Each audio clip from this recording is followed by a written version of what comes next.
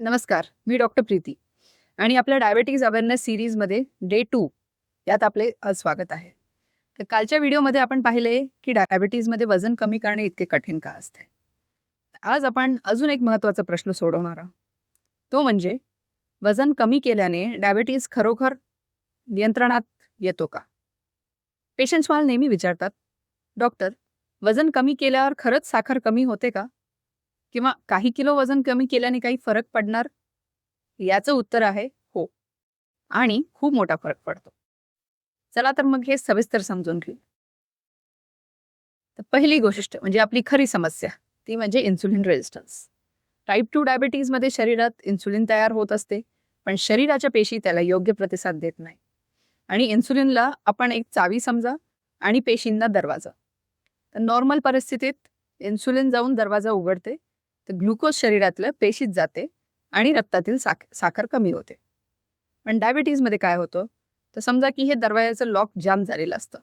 जसं की हा दरवाजा नीट उघडता येत नाही आणि हा ग्लुकोज रक्तातच राहते. तर यालाच म्हणतात इन्सुलिन रेझिस्टन्स. तर आता प्रश्न येतो की हा दरवाजा लॉक जाम का होते?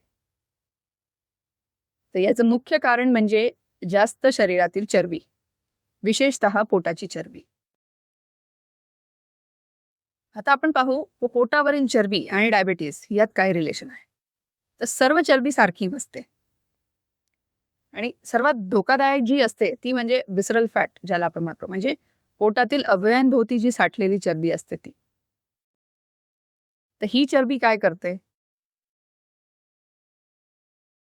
तर शरीरात सूज निर्माण करणारे रसायन सोडते, म्हणजे इन्फ्लेमेटरी मार्कर्स जे आपण म्हणतो, आणि इन्सुलिनचा प्रभाव कमी करते आणि इन्सुलिनचा रेझिस्टन्स वाढवते आणि साखर नियंत्रण कठीण होऊन जाते. तर जसं जितकी पोटावर चरबी जास्त, तितका इन्सुलिनचा परिणाम कमी होणार. म्हणजेच की जास्त वजन म्हणजे परत जास्त इन्सुलिन रेझिस्टन्स, आणि जास्त रेझिस्टन्स म्हणजे परत रक्तातील साखर जास्त. तर म्हणूनच वजन वाढणे आणि मधुमेह हे एकमेकांशी घट्ट जोडलेले आहे. आता फक्त 5 ते 60% वजन कमी केल्याने काही मोठा फायदा होणार आहे का? तर हा सर्वात सकारात्मक भाग आहे की आपल्याला काही 20 ते 25 किलो वजन कमी करायची गरज नाही. रिसर्च असं सांगते की आपल्या शरीराच्या वजनाचे फक्त 5 ते 60% वजन जर आपण कमी केले, तर साखरेवरती त्याचा चांगला परिणाम होऊ शकतो. उदाहरणार्थ, की म्हणजे जर तुमचं वजन 80 किलो असेल आणि त्याचे 5% म्हणजे फक्त तुम्ही 4 किलो, जरी तुम्ही वजन कमी केले, तर याने होणारे फायदे म्हणजे काय? पहिली गोष्ट म्हणजे इन्सुलिनची जी सेन्सिटिव्हिटी आहे ती वाढेल. उपाशीपोटी साखर, जी फास्टिंग ब्लड ग्लुकोज आपण म्हणतो, ती कमी होईल. जेवणानंतरची साखर, पोस्ट प्रँडियल शुगर, ती कमी होईल आणि औषधांची गरज पण कमी होऊ शकते. आणि मेन म्हणजे HbA1c कमी होऊ शकते. तर एक छोटा बदल आणि किती मोठा फायदा आहे. तर HbA1c वरती हा काय परिणाम होणार आहे?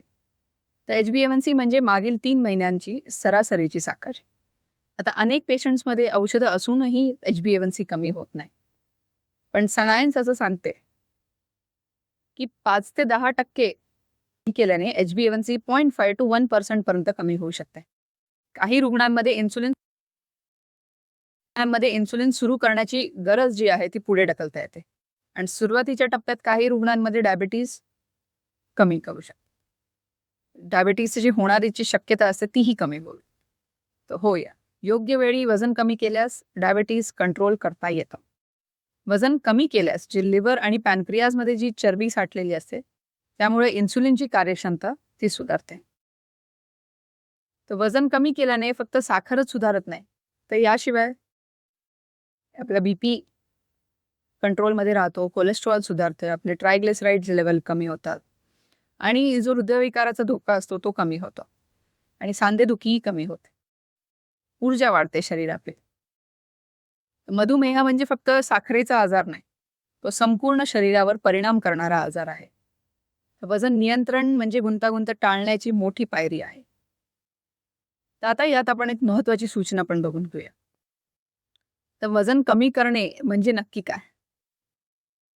तर वजन कमी करणे म्हणजे उपाशी राहणे नाही किंवा क्रॅश डाएट करणे असंही नाही, जेवण टाळणेही नाही आणि अतिशय कडक व्यायाम करणे हे पण नाही. तर योग्य वजन कमी करणे म्हणजे संतुलित आहार घेणे, प्रमाणात खाणे, नियमित चालणे आणि स्ट्रेंथ ट्रेनिंग आणि एक चांगली झोप घेणे. हळूहळू आणि सातत्याने केलेले बदलच टिकाऊ असतात.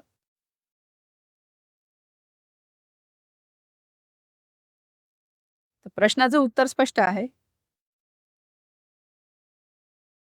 की होय, वजन कमी केल्याने मधुमेह नियंत्रणात येतो आणि फक्त 5 ते 7% वजन कमी केल्याने इन्सुलिन रेझिस्टन्स पण कमी होतो, HbA1c आपले सुधारते, औषधांची गरज कमी होऊ शकते आणि ही गुंतागुंत टाळता येते.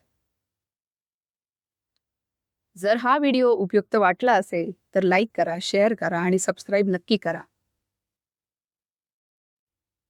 आपल्या आरोग्याची काळजी घ्या, कारण आरोग्य हीच आपली खरी संपत्ती आहे. धन्यवाद.